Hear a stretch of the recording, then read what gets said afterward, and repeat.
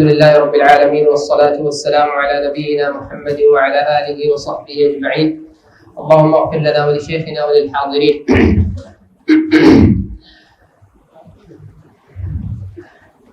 حدثنا أبو خيثمة قال حدثنا وكيع حدثنا أبو خيثمة قال حدثنا جرير عن الأعمش عن مالك بن الحارث عن أبي خالد شيخ من أصحاب عبد الله قال بينما نحن في المسجد أنه قال بينما نحن في المسجد إذ جاء خباب بن الأرت فجلس فسكت فقال له القوم إن أصحابك قد اجتمعوا إليك لتحدثهم أو لتأمرهم. قال بما آمرهم فلعلي آمرهم بما لست فاعلا. بسم الله الحمد لله والصلاة والسلام على رسول الله وعلى آله وصحبه ومن والاه، وأشهد أن لا إله إلا الله وحده لا شريك له، وأشهد أن محمدا عبده ورسوله صلى الله تعالى عليه وآله وسلم. أما بعد، سیدنا خباب بن ارت رضی اللہ تعالیٰ عنہ کا یہ اثر، یہ سند میں کمزوری ہے. جو ابو خالد ہیں صاحب ابن مسعود من اصحاب عبداللہ، یہ لکھا ہوا ہے عن ابی خالد شیخ من اصحاب عبداللہ. تو ان کے بارے میں امام ابن ابی حاتم الجرح والتعدیل میں لکھتے ہیں کہ امام ابن معین یحییٰ بن معین رحمہ اللہ سے ان کے بارے میں پوچھا گیا تو انہوں نے کہا لا عالم. اس لیے اس میں یہ ایک کمزوری سی نظر آتی ہے، اور اس کا مفہوم یہ ہے کہ ابو خالد کہتے ہیں کہ ہم مسجد میں تھے تو سیدنا خباب بن ارت رضی اللہ تعالیٰ عنہ تشریف لائے، تو وہ فجلس فسکت.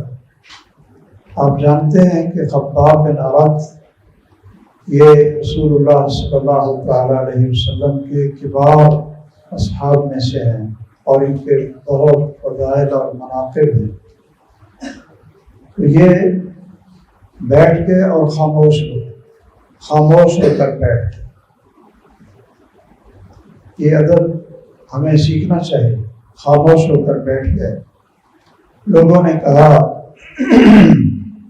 کہ آپ کے ساتھی ہیں، آپ کے شاگرد ہیں، قد اجتمعوا الیک لتحدثهم، کہ یہ سارے یہاں جمع ہیں تو آپ ان کو بیان کریں، یہ حدیث سنائیں، اور لتأمرهم، کوئی اچھائی اور خیر کا ان کو حکم دیں.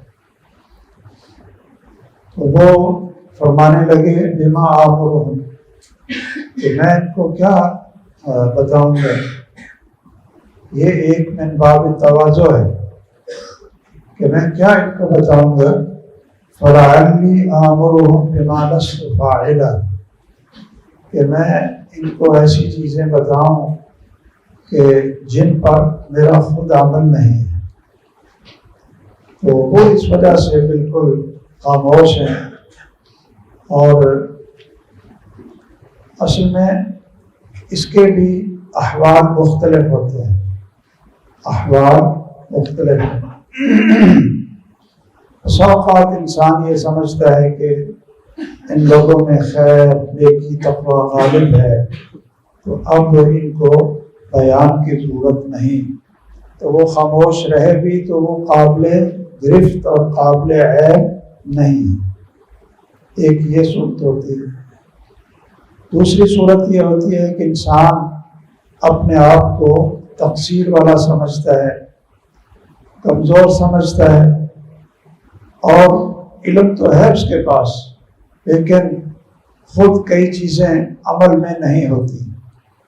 تو وہ اس میں کہ میں ایسی چیزیں ان کو بتاؤں، خود میرا عمل نہ ہو اور کہیں میں اس میں شامل نہ ہو جاؤں. أَتَأْمُرُونَ النَّاسَ بِالْبِرِّ وَتَنْسَوْنَ أَنفُسَكُمْ وَأَنْتُمْ تَتْلُونَ الْكِتَابَ. اسی طرح لم تقولون ما لا تفعلون، کہ میں کہیں اس میں شامل نہ ہو جاؤں۔ اس وجہ سے بھی بسا اوقات انسان بیان نہیں کرتا، اور بسا اوقات وہ نیکی تقوی کے بڑے اونچے معیار پر ہوتا ہے، جس طرح صحابہ کرام رضی اللہ تعالیٰ عنہ تھے، لیکن من باب التواضع وہ اپنے آپ کو خاموش رکھتا ہے اور دوسروں کی طرف نسبت کر دیتا ہے کہ یہ لوگ آپ کو واعظ بھی کریں گے اور بیان بھی کریں گے۔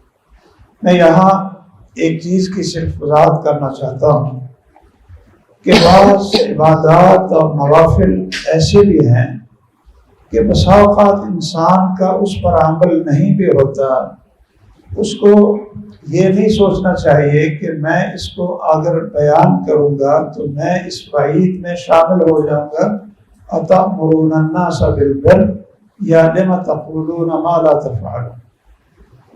امام نووی رحمہ اللہ نے یہ نقطہ بیان کیا ہے۔ وہ فرماتے ہیں کہ ایک آدمی مثلا خود تہجد نہیں پڑھتا، یہ صرف ایک مثال سے میں آپ کو سمجھا رہا ہوں۔ اب تہجد اس پر فرض نہیں، اس سے نہیں پڑھی جاتی، کمزوری بھی ہو سکتی ہے، دوسری مصروفیات بھی ہو سکتی ہیں، کوئی بھی سبب ہو سکتا ہے، لیکن اب وہ لوگوں کو اس کی ترغیب بھی نہ دے۔ تہجد پر درس دینا، لوگوں کو ترغیب دینا، لوگوں کو لگانا، شاید اس کا درس سن کر بہت سے لوگ تہجد شروع کر دیں، چند لوگ بھی شروع کر دیں، تو اب جو بھی عمل کرنے والوں کو اجر اور ثواب ملے گا وہ اس بیان کرنے والے کو ملے گا یا نہیں ملے گا؟ کیا یہ اس میں شامل ہوگا لِمَ تَأْمُرُونَ النَّاسَ بِالْبِرِّ؟ اس طرح تو پھر کوئی آدمی کسی کو تبلیغ نہ کرے، دعوت چھوڑ دے، امر بالمعروف نہی عن المنکر، یہ ایک الگ فریضہ ہے۔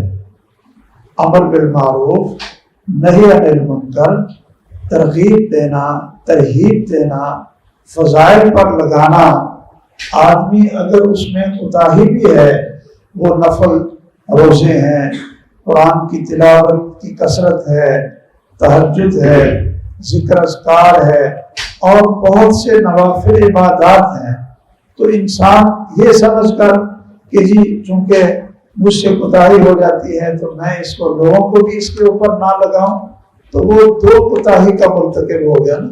ایک تو خود اس سے یہ عمل نہیں ہو رہے، اور دوسرا یہ لوگوں کو ترغیب دے کر ان اعمال صالحہ پر لگا بھی نہیں رہا، یہ ایک دوسری کوتاہی اس کی بن جائے گی۔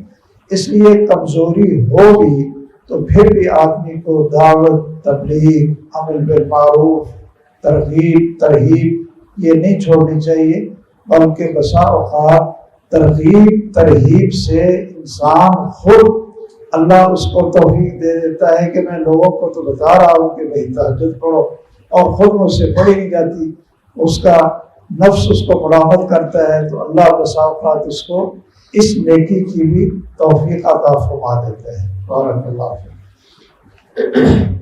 حدثنا أبو خيثمة قال حدثنا وكيع قال حدثنا أبو سنان سعيد بن سنان قال حدثني عنترة قال سمعت ابن عباس يقول ما سلك رجل طريقا يلتمس فيه علما إلا سهل الله له به طريقا إلى الجنة۔ یہ اثر ہے عبداللہ بن عباس رضی اللہ تعالیٰ عنہما کا، یہ سند صحیح کے ساتھ ثابت ہے، یہ حسن سند ہے، نیچے محشی نے لکھا ہے، اور یہ حدیث مرفوعاً بھی ثابت ہے۔ صحیح مسلم کے اندر سیدنا ابو ہریرہ رضی اللہ تعالیٰ عنہ کی بہت مشہور روایت ہے جو صحیح مسلم کے اندر موجود ہے۔ یہاں ایک چیز میں صرف آپ کو توجہ دلانا چاہتا ہوں کہ آپ دیکھ رہے ہیں کہ کچھ آثار وہ ہیں کہ وہ مرفوع احادیث مشہور ہیں، لیکن وہ صحابہ خود ان کو بیان کر رہے ہیں موقوفاً،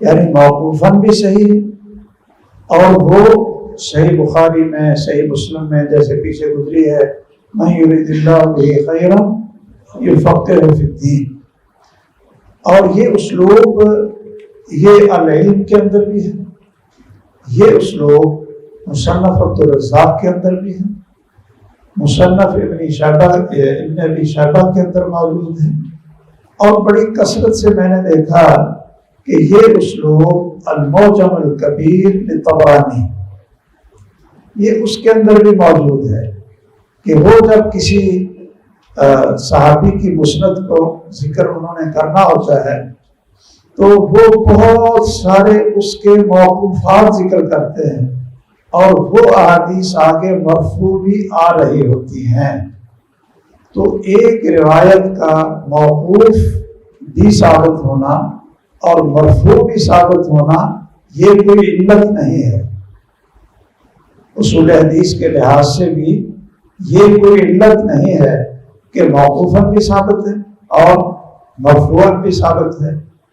وہ جس جگہ پر یہ علت خفی بنتی ہے اس کے اور احوال ہیں، اس کی اب وقت نہیں ہے، یا کبھی کوئی اصول حدیث کا کوئی رسالہ آپ کو پڑھایا تو انشاءاللہ یہ چیزیں پھر تفصیل سے بیان کریں گے۔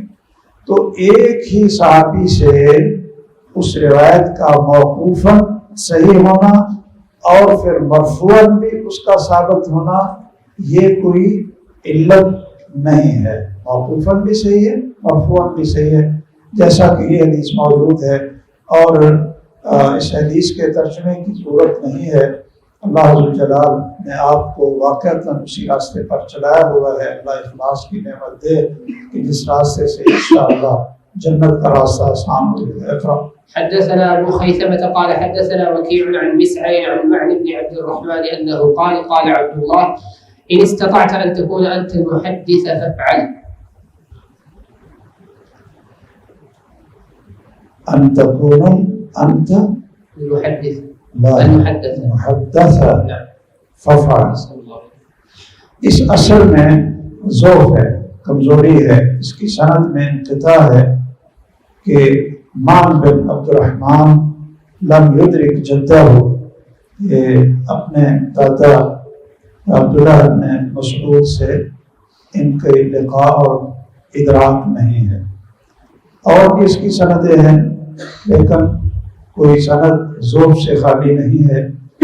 ویسے یہ موقوف ہے، عبداللہ بن مسعود رضی اللہ تعالیٰ عنہ فرماتے ہیں اگر آپ کو استطاعت ہے نا کہ ان تکون انت المحدث، کہ تو محدث رہے محدث نہ ہو، یعنی سنیں آپ، فافعل، تو یہ سننا آپ کے لیے یہ زیادہ بہتر ہے، زیادہ افضل ہے سنانے سے، اس لیے کہ سنانے میں خطا بھی ہو سکتی ہے، غلطی بھی ہو سکتی ہے، وہم بھی ہو سکتا ہے، کوئی نہ کوئی خطا بھی ہو سکتی ہے، تو پھر وہ آپ کی ذمہ ہوگی نا۔ تو محدث کی زیادہ بڑی ذمہ داری ہے اور محدث کی کم ذمہ داری ہے، اس لیے انہوں نے کہا کہ محدث سے بہتر ہے کہ آپ محدث بنیں۔ تو یہ ایک تواضع بھی ہے، اور اس میں اگر یہ خطرہ بھی ہو کہ میں اگر محدث بیان کروں اور خطا اور وہم بھی آدمی سے کئی دفعہ بے احتیاطی بھی ہو جاتی ہے تو آدمی کو پھر اس سے بچنا چاہیے۔ جی بارک اللہ۔ حدثنا أبو خيثمة قال حدثنا وكيع عن سفيان بن عيينة عن عمرو عن يحيى بن جعدة قال كان ناس يأتون سلمان فيستمعون حديثه يقول هذا خير لكم وشر لي.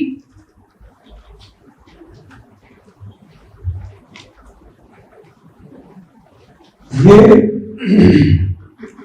اثر ہے یحییٰ بن جعدہ اس کو بیان کرتے ہیں اور سلمان فارسی کی طرف اس کی نسبت کر رہے ہیں۔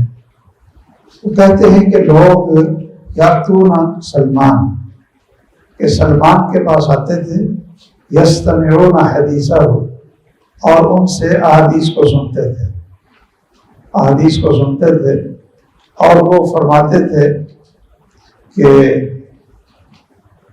ھذا خیر لکم، کہ آپ کے لیے تو بڑی موج ہے، بہتر ہے، آپ کو علم مل گیا، کیوں جی آپ کو علم مل گیا، احادیث مل گئی رسول اللہ صلی اللہ علیہ وسلم کی، اور من باب تواضع یا من باب المسئولیہ الکبریٰ اس کو بیان کرنے کے لیے کہتے ہیں شرع لی، کہ ایسا نہ ہو کہ میرے لیے یہ شر ہو کہ آپ اس پر عمل کریں گے، آپ آگے بڑھیں گے، لیکن مجھ سے کوئی خطا نہ ہو جائے اور میں اس پر عمل پیرا نہ ہو سکوں، یہ کہیں علم میرے خلاف حجت نہ بن جائے۔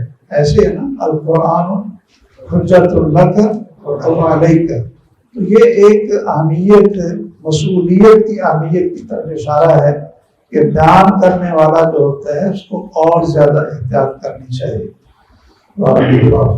حدثنا عبد الله قال حدثنا أبو خيثمة قال حدثنا سفيان بن عيينة عن يونس عن الحسن قال عن يونس عن الحسن قال إن كان الرجل ليجلس مع القوم فيرون أن به عيا وما به من عي إنه لفقيه مسلم۔ اللہ، یہ اثر صحیح ہے اور یہ ہم سب کے لیے نصیحت ہے، غور کر لیں۔ سیدنا حسن بصری بہت جلیل القدر تابعین میں سے ہیں اور صاحب فقہ، صاحب علم، صاحب زہد۔ وہ کہتے ہیں کہ آدمی ہمارے دور میں ایسا بھی ہوتے تھے کہ لوگوں میں بیٹھتے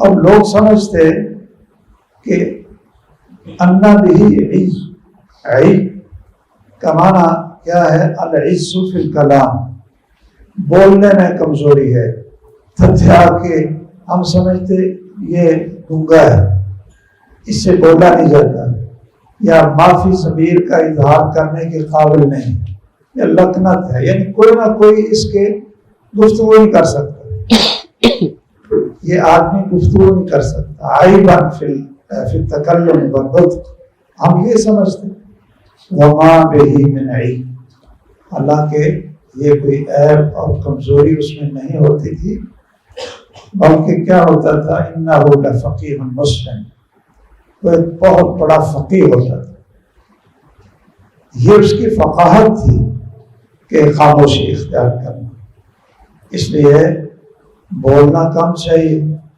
اور خیر کی باتیں سننا زیادہ چاہیے۔ بارک اللہ فیک۔ حدثنا أبو خيثمة قال حدثنا جرير عن عطاء بن السائب عن عبد الرحمن بن أبي ليلى أنه قال أدركت 20 و100 من أصحاب رسول الله صلى الله عليه وسلم من الأنصار ما منهم أحد يسأل عن شيء إلا ود أن أخاه كفاه ولا يحدثه حديثا إلا ود أن أخاه كفاه۔ یہ جو اثر ہے عبد الرحمن ابن ابی لیلہ کا، یہ صحیح ہے، اس کے اور بھی متعدد اور اس کے طرق ہیں۔ یہ اگرچہ جو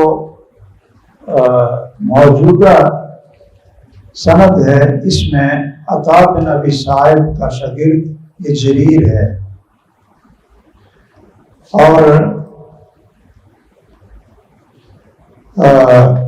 جریر نے عطاء بن صائب سے اختلاط کے بعد سنا ہے، تو آپ جانتے ہیں کہ جس کو اختلاط ہو جائے اور جس نے اختلاط کے بعد سنا ہو تو اس میں خطا اور وہم کا احتمال ہوتا ہے۔ یہاں آپ ماشاءاللہ طلبہ علم ہیں، جو راوی ثقہ ہو اور اس کو اختلاط ہو تو کتابیں آپ کو اچھی طرح یاد ہونی چاہیے اور وہ مراجع کہ اس سے اختلاط سے پہلے کن لوگوں نے سنا اور اختلاط کے بعد کن لوگوں نے سنا، اور کن لوگوں نے اختلاط سے پہلے بھی سنا ہے اور بعد میں بھی سنا ہے۔ ان میں ایک عطاء بن صائب ہے، تو اس کا تعین کر لینا چاہیے کہ اس راوی نے اختلاط سے پہلے سنا ہے تو اس کی روایت کیا ہوگی؟ صحیح ہوگی، اس لیے کہ وہ ثقہ آدمی ہے لیکن اس کو اختلاط ہو گیا تھا اور اختلاط کی حالت میں اس نے احادیث بیان کیے ہیں۔ میں ایک مثال عرض کرتا ہوں کہ سنن نسائی میں ایک حدیث ہے، اس کا باب یہ ہے کتاب النکاح میں، باب جہاز الرجل ابنتہ، باب جہاز الرجل ابنتہ، کہ آدمی کا اپنی بیٹی کو تیار کرنا، کچھ دینا، آپ اس زبان میں جہیز بھی کہتے ہیں نا، کیوں بھائی؟ تو کچھ چیزیں اس کو دے دینا، تیاری کر کے اس کو درستی کر دینا، یہ صحیح ہے یا نہیں؟ آگے جو حدیث ہے اس کے یہ الفاظ ہیں کہ رسول اللہ صلی اللہ علیہ وسلم نے جہز فاطمہ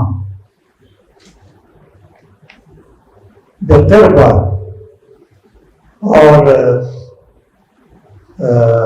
وبشادہ حشوها بیف، اور بھی کچھ چیزوں کا ذکر ہے کہ ان کو یہ سامان دیا، سیدہ فاطمہ کو رخصت دیا۔ اب اس روایت کو بہت عظیم محدث شیخنا الشیخ الالبانی رحمہ اللہ، انہوں نے لکھا کہ یہ ضعیف ہے، اور سبب یہ بتایا کہ اس میں عطاء بن صائب اس کو اختلاط ہو گیا تھا۔ اب شاید اس وقت یہ توجہ نہیں کی کہ یہ فہرست دیکھ لی جائے کتابوں میں کہ کن کن لوگوں نے عطا سے اختلاط سے پہلے سنا ہے، تو اگر وہ راوی ہو تو پھر تو روایت صحیح، جیسے سفیان ثوری ہیں، امام شعبہ ہیں، 10 آدمی ہیں تقریباً کہ جنہوں نے اختلاط سے پہلے سنا۔ تو سنن نسائی میں وہاں عطاء بن صائب کا شاگرد کون ہے؟ وہ زائدہ ہے، زائدہ بن قدامہ، شاید نام مشہور ہے، بہت ثقہ محدث ہیں، زائدہ، اور وہ سمع من عطاء قبل اختلاط، انہوں نے اختلاط سے پہلے سنا۔ تو اگر عطاء بن صائب کے اختلاط کی وجہ سے ہم کہیں کہ یہ ضعیف ہے تو یہ تو سبب صحیح نہیں بنتا، اس لیے کہ وہاں اس حدیث کو روایت کرنے والے زائدہ ہیں عن عطاء، اور انہوں نے اختلاط سے پہلے سنا۔ لیکن یہ انسان کو بسا اوقات اچھی طرح جستجو یا پوری تفصیل دیکھنے کا موقع نہیں ملتا، وہ حکم لگا دیتے ہیں، اور دوسرے محدثین ہیں اور جو علماء ہیں انہوں نے اس کو صحیح کہا ہے کہ اس کے اندر کوئی علت نہیں۔ اس لیے آپ حضرات سے بھی یہ گزارش ہے کہ آپ جب سند کو پڑھا کریں تو وہاں راوی کا تعین کرنا کہ یہ سفیان ہے، کون سا سفیان ہے، اور اس کو اختلاط ہوا ہے تو کیا اختلاط سے پہلے کس کس نے سنا ہے، اور یہ جو آپ کی معین روایت ہے جس پر آپ حکم لگانا چاہ رہے ہیں تو ان میں کون ہے جس نے اس سے سنا ہے۔ تو یہ آپ کے لیے بہت ضروری ہے، کئی دفعہ اس وجہ سے حکم بدل جاتا ہے، اس وجہ سے حکم بدل جاتا ہے۔ تو بہرحال جریر نے سمع من عطاء بعد اختلاطہ، لیکن یہ جو روایت ہے عطاء بن صائب کی یہ محفوظ ہے، کیوں؟ اس لیے کہ یہی اثر، یہی روایت عطاء بن صائب سے سفیان ثوری نے بھی بیان کی۔ اب سفیان ثوری کون ہے؟ سمع منہ قبل اختلاط۔ اسی طرح شعبہ نے بھی اس روایت کو بیان کی عطاء بن صائب سے، سفیان بن عیینہ نے بھی اس کو بیان کیا عطاء بن صائب سے۔ تو اب اس میں کوئی علت رہی کیوں بھائی؟ کوئی علت نہیں، اور اکیلے جریر ہوتے تو پھر اس کے اندر ایک کمزوری یعنی آئی تھی کہ انہوں نے اختلاط کے بعد سنا ہے، اس میں پھر وہم کا احتمال اور خطا کا احتمال ہو سکتا ہے۔ یہ اثر بہت خوبصورت ہے ذرا، اس لیے یہ صحیح ہے، لکھنے آپ یہ صحیح ہے، اور یہ میرے لیے بھی اور آپ سب حضرات کے لیے بہت بڑی نصیحت ہے.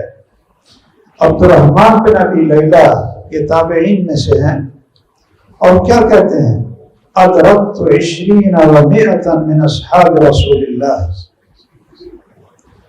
120 صحابہ کا میں شاگرد رہا، ان کے پاس بیٹھا ہوں. انصار میں سے ما منهم من احد يسأل عن شيء الا ود ان اخاه كفاه ولا يحدثه حديثا الا ود ان اخاه كفاه. تو ترجمہ اس کا واضح ہے. اللہ تعالی ہمیں بھی ہمارے اندر یہ خوبیاں پیدا کرتے اور ہمیں توفیق دے. پڑھیں.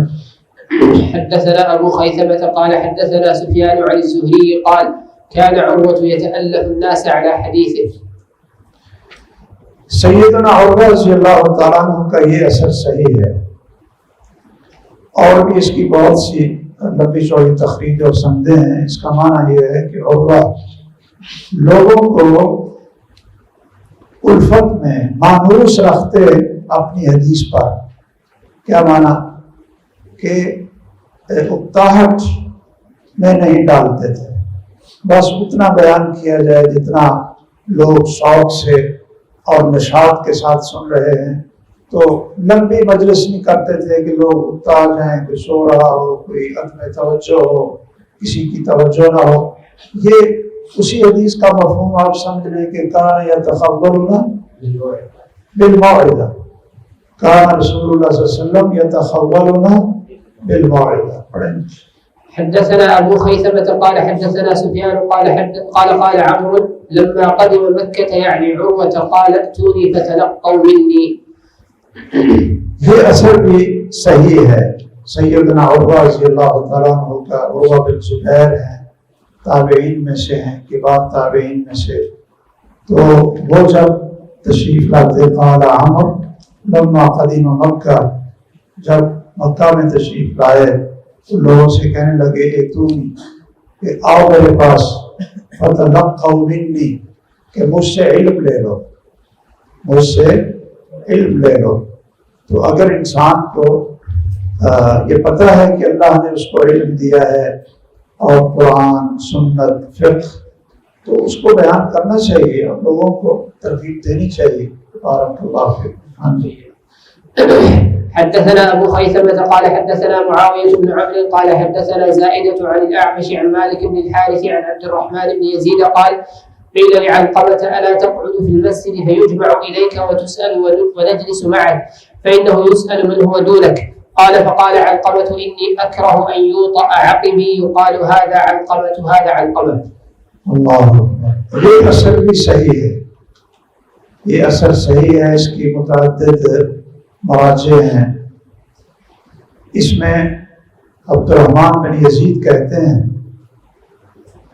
کہ علقمہ یہ بھی عبداللہ ابن مسعود کے علم کے وارث ہیں اور کبار تابعین میں سے ہیں، علم حدیث میں، علم قرات میں اور علم الفقہ میں، نیکی میں. تو یہ کہتے ہیں کہ علقمہ سے کہا گیا اللہ تقعدوا فی المسجد، کہ آپ بھی مسجد میں حلقہ بنا کر بیٹھیں، آپ بھی مسجد میں بیٹھیں، اپنا حلقہ بنائیں. فنجتمع الیک، نجتمع یہ فا ہے. آپ ماشاءاللہ نحو گرامر تو جانتے ہیں، پیچھے الا ہے نا، تو فا کے بعد کیا ہوتا ہے اس طرح کی جگہوں پر؟ ٹھیک ہے، ماشاءاللہ. وَتُسْأَلُ وَنَجْلِسُ مَعَكَ، تجھے بھی لوگ پوچھیں گے، ہم بھی آپ کے پاس بیٹھتے ہیں. آپ کا بھی ایک فخفخہ بخبخہ ہے جی، ایک شان بن جائے، ایک نام آ جائے کہ یہ بھی ایک بہت بڑا حلقہ ہے. اور فَإِنَّهُ يُسْأَلُ مَنْ هُوَ دُونَكَ، کہ لوگ تو آپ سے علم میں کم ہیں، انہوں نے حلقے بنائے ہوئے ہیں اور آپ بھی کوئی نہ کوئی حلقہ بنا کر بیٹھے. تو سنیے وہ کہتے ہیں علقمہ نے کہا انی اکرہ ان یوطا عقبی، کہ میں اس کو برا سمجھتا ہوں کہ لوگ میرے پیچھے پیچھے چلیں، کہ میں آگے ہوں اور شاگردوں کا جم گھٹا اور پوری جماعت پیچھے پیچھے چل رہی ہو، اور لوگ کہیں ہٹو بچو، یہ علقمہ جا رہا ہے، علقمہ جا رہا ہے۔ تو یہ اصل میں یہ انسان کو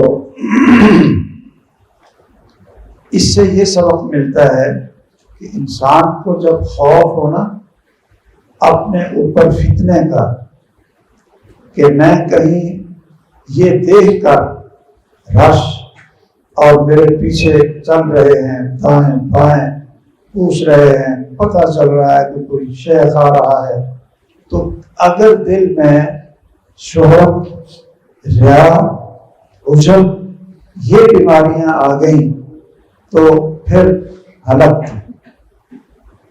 اگر کسی کو اس فتنے میں واقع ہونے کا خوف ہو تو پھر ٹھیک ہے، اس کو ایسے ہی کرنا چاہیے جیسے سیدنا علقمہ رضی اللہ تعالیٰ عنہ نے کیا، اور بھی اس طرح کے آثار جو ہے نا آگے آئیں گے کہ بڑے بڑے کبار تابعین اور محدثین وہ اس کو برا سمجھتے تھے کہ لوگ ان کے پیچھے چلیں تاکہ شیطان کہیں اس کو فتنے میں مبتلا نہ کر دے، اور یہ پیچھے آنے والوں کے لیے جو ہمارے جیسے ان سے کمزور ہیں، وہ لوگ تو بڑے تھے نا، اور ان کے اوپر تو شاید فتنے کا خوف کم تھا۔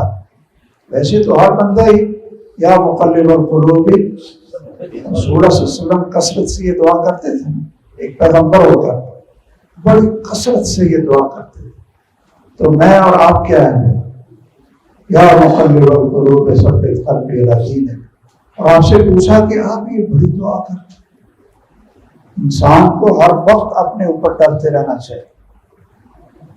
آپ ہمارے بیٹے ہیں، یہ سب یاد کر لیں، ہر وقت انسان کو اپنے اوپر ڈرتے رہنا چاہیے اور اللہ سے جڑے رہنا چاہیے کہ ہمیں کسی وقت کسی فتنے میں اللہ تعالیٰ ہمیں مبتلا نہ کر۔ آپ سے پوچھا کہ آپ یہ بڑی دعا کرتے، ایک پیغمبر اور ایک سید الرسول اور ایک اتنا عظیم، تو آپ نے کیا فرمایا تھا؟ آپ کو حدیث یاد ہے، ان قلوب بنی آدم بین اصبعین من اصابع الرحمن یقلبها کیف یشاء، اس لیے یا مقلب القلوب۔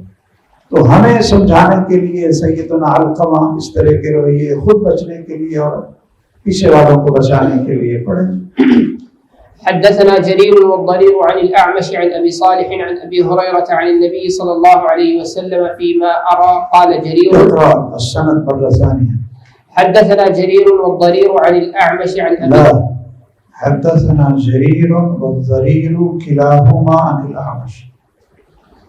یہ لکھا نہیں ہے، لکھے نا آگے، لکھے نہیں، میں آپ کو بتاتا ہوں، پڑھیں۔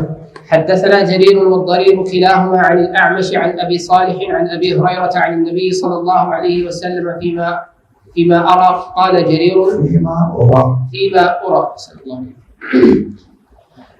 عن أبي هريرة عن النبي صلى الله عليه وسلم فيما أرى قال جرير من سلك طريقا يبتغي فيه علما سهل الله له به طريقا إلى الجنة ومن أبطأ به عمله لم يسرع به نسبه۔ یہ حدیث تو صحیح مسلم کی ہے، اس کی صحت میں کوئی شک و شبہ نہیں ہے، پیچھے یہ موقوفاً تھی، اب یہاں یہ مرفوعاً موجود ہے۔ یہ سند پڑھنے کا یہاں میں صرف ایک چیز عرض کرتا ہوں، وہ یہ ہے کہ جب دو راوی اکٹھے ہو جائیں، دو راوی اکٹھے ہو جائیں، آگے پھر وہ ان سے بیان کرنا ہو تو وہاں کلاہما بولنا یہ ضروری ہے، یہ سنت ہے محدثین کی فی قراءۃ السند۔ اور اس کا ثبوت یہ تحسیر میں بھی نہیں لکھا، یہ آپ حوالہ لکھ لیں، یہ امام ابن حجر نے فتح الباری میں پرانا نسخہ ہے، اس میں پہلی جلد ہے 377 صفحے میں، یہ جو مکتبہ سلفیہ والا نسخہ ہے۔ میں وہ رقم الحدیث نہیں لکھ رہا تھا، لکھ سکا بھول گیا۔ اس میں لکھا ہے امام ابن حجر نے، لکھیے قال ابن حجر حذف كلاهما من الخط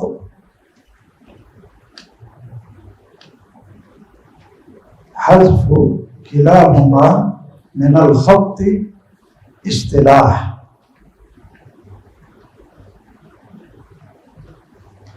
کہ کہیں بھی جب دو راوی آ جاتے ہیں یا زیادہ آ جاتے ہیں پھر کلہم کا ہے، دو ہیں تو کلاہما۔ یہ ایک صحیح بخاری میں سند آئی تھی، میں ویسے وہ لکھ لیتا تو اچھی بات تھی، میں وہ لکھ نہیں سکا۔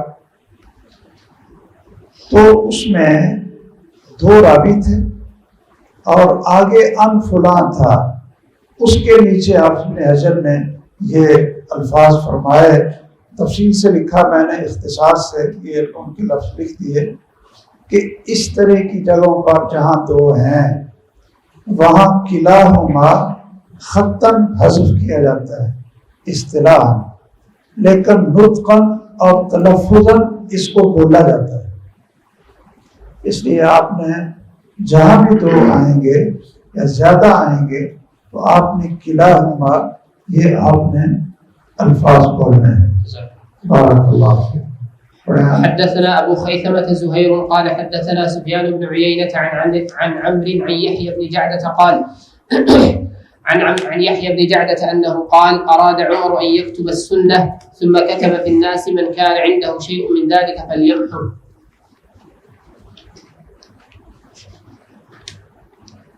یہ اثر ہے سیدنا عمر رضی اللہ تعالیٰ عنہ سے، لیکن یہ ضعیف ہے، اس کی سند صحیح نہیں ہے کہ یحییٰ بن جعدہ ان کا سماع سیدنا عمر سے نہیں ہے، منقطع ہے، اور وفی لفظ ہی نکارت، منقطع ہے کہ یحییٰ بن جعدہ نے لم یدرک عمر، اور اس کے متن میں بھی نکارت ہے، اس کی وضاحت آگے انہوں نے بیان کی ہے۔ اس میں یہی ہے کہ سیدنا عمر رضی اللہ تعالیٰ عنہ نے حدیث لکھنے کا ارادہ کیا، پھر لوگوں نے لکھ دیا کہ من کان عنده شیء من ذلک فلیمحو، کہ اگر کسی نے سنت لکھی ہے یا حدیث لکھی ہے تو وہ اس کو مٹا دے، نہ لکھے۔ تو حدیث کو لکھنا، اور ایک جو صحیح مسلم کی روایت ہے جس میں یہ آتا ہے کہ رسول اللہ صلی اللہ علیہ وسلم نے اس کو منع کر دیا تھا، اور پھر بہت سارے آثار ہیں، خود رسول اکرم صلی اللہ علیہ وسلم سے آگے بھی آئیں گے، اور صحابہ کرام سے اور تابعین سے۔